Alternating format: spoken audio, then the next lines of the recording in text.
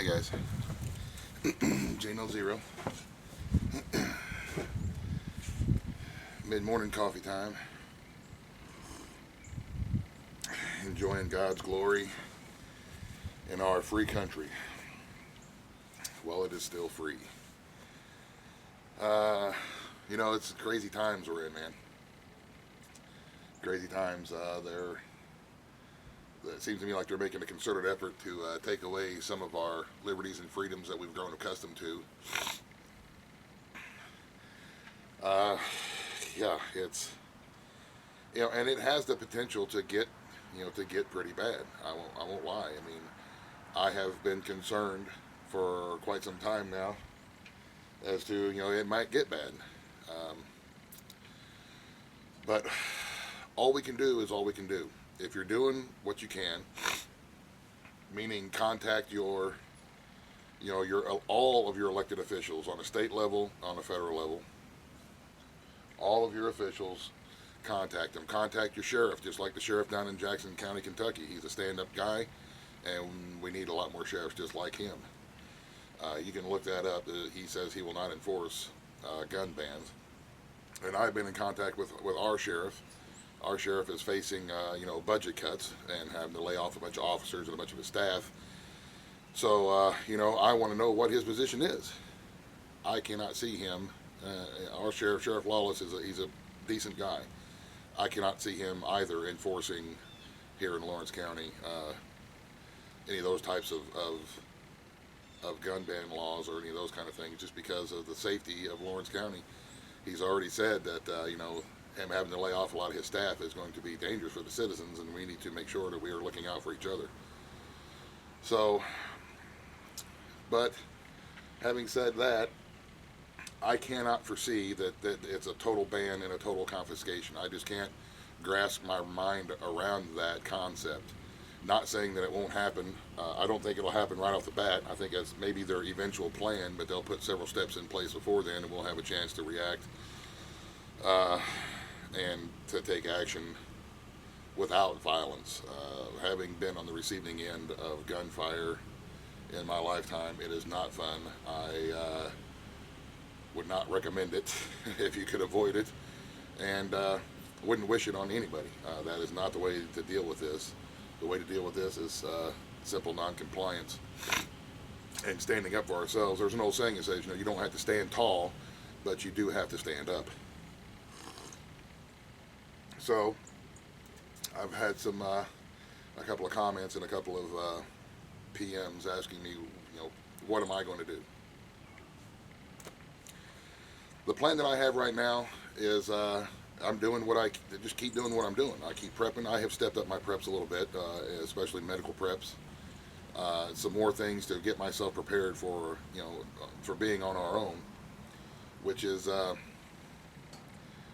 I would suggest that is a good thing anyway. Even if nothing does come to pass out of all this, we're that much further ahead in our preps. I'm prepping up extra food. I have bought several different kinds of meat and types of meat, and I'm getting them canned up and getting some dried out and cured. We're still on the lookout for deer all the time. It's still bow season here, so doing what we do. That's what we do.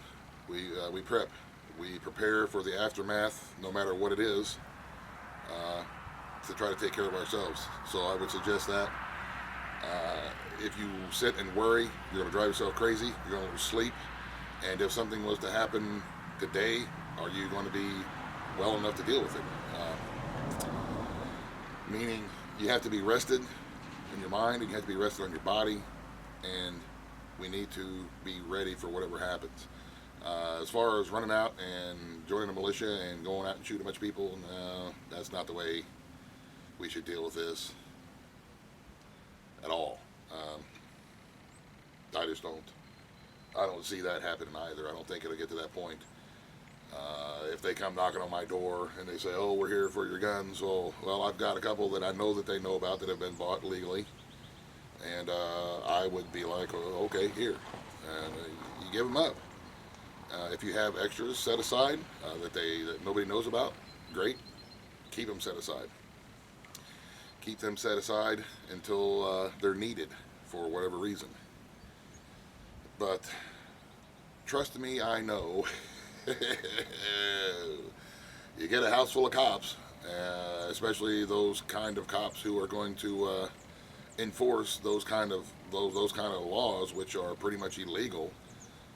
You get a house full of them, and you get surrounded by them. They're not going to leave empty-handed, especially if they know you got something. They will tear your house apart. But if you comply with with them and give them something, then they may go on their way. So these are all things that I have considered. I am not going to stand on my front porch and make a stand by myself, because I'll get picked off and I won't be any good to anybody, especially my family. On my front porch is not the place to take a stand. The place to take a stand is like the March on the Capitol and stuff like that. When folks are going to be marching under state capitals. So those are the appropriate places to make stands. Nonviolent, public, standing up for our rights. So I am trying to make an effort to get somebody here to sit with my kids and with my wife, so that I can go to Columbus, which is my state capital, to be there and be a part of that. However, it may not happen. I may not get to go, but I am doing my part as far as contacting my elected officials, and especially the ones here in the county and the state level, to let them know that I do not support this, and I do not want them to support it. And I also am telling my representatives that I want them to support House Resolution 8, which is a law governing term limits for representatives and senators. I think that needs to be something that is implemented. So these are just what I'm doing. Like I say, I'm not advising anybody to do anything. I'm not an expert. I'm not a political guy or nothing like that. I'm not a gun guru, nothing like that. I'm not going to rant and rave and cuss and holler and scream and make a scene. That's not the way that needs to be handled at all. And this is just my 2 cents. This is just me telling you guys what I'm doing. I am stepping up the preps a little bit, getting more food put aside, getting more meat put aside, getting some more medicine put aside, making sure the wood pile's big, and I got enough wood for the winter, and taking care of the animals, and pretty much doing what we do and try to ride out the storm. So there you go, guys. I do think everybody needs to get with their sheriff. I would really recommend everybody contact your sheriff's department and find out where your sheriff stands as far as enforcement of gun laws, potential gun laws, and stuff like that. And if you're pro-gun, that would be, contact him and find out. If you're anti-gun, either way, it's a free country. You want to be anti-gun? Great, that's your right, and more power to you. And I will vehemently defend your right to be anti-gun, just like I will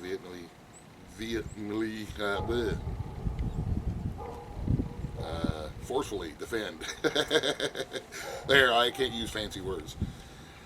Defend the right to be anti-gun or pro-gun. I mean, that's the country that we live in. We have the right to do whatever. We have the right to be left alone. My summation of the Fourth Amendment. So anyway, I'll stop rambling on. Just wanted to sit down and give y'all my 2 cents. I've had some comments, had some questions. That is what I'm doing. It is very upsetting because there's so many variables out there. There's so many different ways that it can go. There's so many different things that could happen potentially. But all we can do is all we can do. And if you're prepared for, a big giant thing, if you will, like I always say, if you're prepared for a small localized event like a storm or something like that to be on your own, then you're prepared for a big national thing, because on your own is on your own, whether it be a local or a national event. So step up your preps, and we'll see what happens. We'll see what happens there in the near future. So, all right, guys, have a great day. Questions, comments, feel free. God bless in the end.